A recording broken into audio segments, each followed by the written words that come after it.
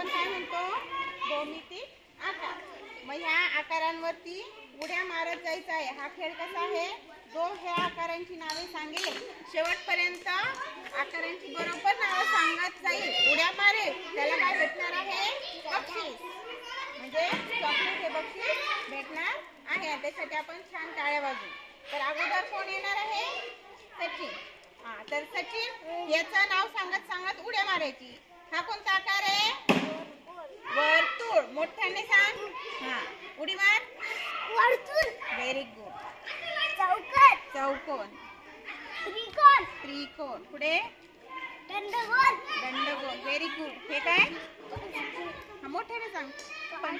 पंचकोन. मोठ्याने म्हण. पंचकोन. पंचकोन. सगळ्यांनी सचिनसाठी टाळ्या वाजवा.